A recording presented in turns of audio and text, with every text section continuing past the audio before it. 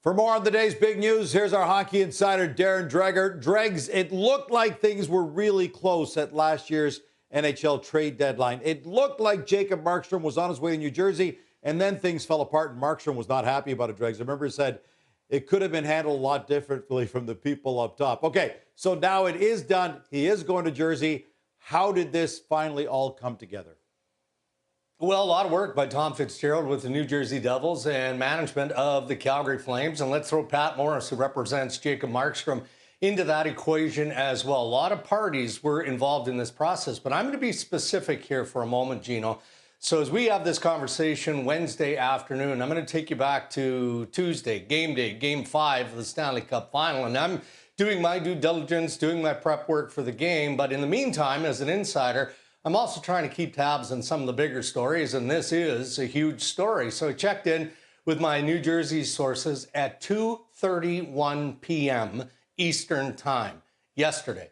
And I was told, nope, all quiet with Jacob Markstrom and the Calgary Flames.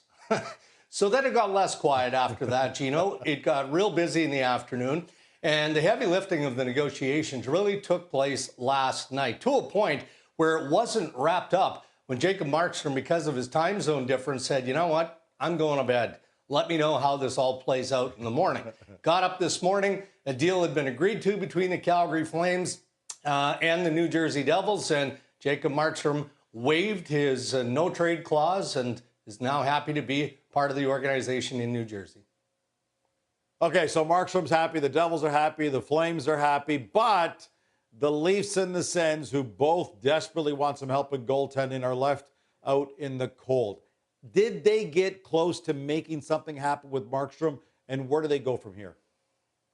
No, I don't think that either side felt that they were really close. And I'm talking about Toronto and I'm talking about Ottawa. You know, does Steve Staios, the general manager of the Senators, have interest in an upgrade in goal? 100%.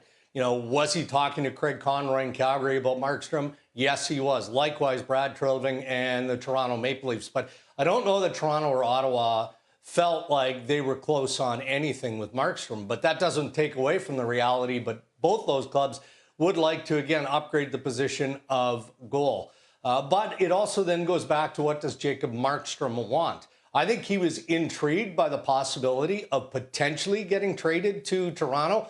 But I also understand and believe that New Jersey was his first choice. So that's all been settled. So Brad Treliving, as we know, will continue to make his calls. The goalie market remains very, very intriguing. Gino, I think what also kind of encouraged the deal between Calgary and New Jersey was the fact that Craig Conroy in Calgary knew that Tom Fitzgerald in New Jersey was more than kicking tires on some of the other potential goaltenders in play, like Linus Ullmark of the Boston Bruins. So Conroy wasn't going to get caught holding the bag, even though Jacob Markstrom is a very good and elite level NHL goaltender. So he didn't want to, wait too long and poke the bear, as they say. So he took the best deal available, and that's from the New Jersey Devils. So I think that Staios in Ottawa, Treliving in Toronto are going to continue to work at it. Maybe you look at the next year. I'm watching Anthony Stolarz, who came in relief of Sergei Bobrovsky in this Stanley Cup final. He's an unrestricted free agent at the end of this year. Maybe he's a good fit in Toronto.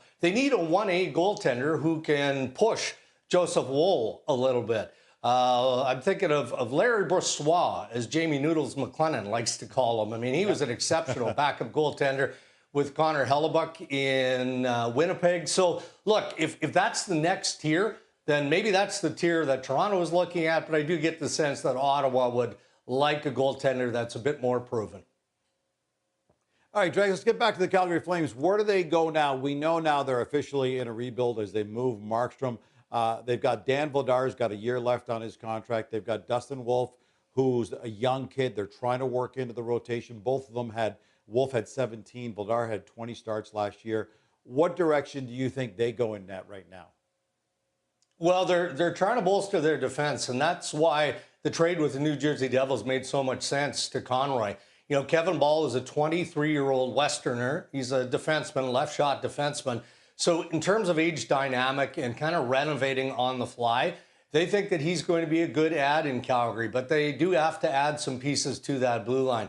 You know, what are they going to do in goal? You don't replace Jacob Markstrom. Is Dustin Wolf ready to take the reins officially with some help from Vladar? Are they going to have to add experience? Again, the belief across the National Hockey League is that there is going to be good goaltending available, certainly in that 1A to a backup role. So I could see Calgary looking in that direction, but the Flames probably aren't going to do much more heavy lifting at this point. Their focus is going to be on the draft, and I think it's important to note, Gino, they've done real good work in terms of adding to their draft arsenal.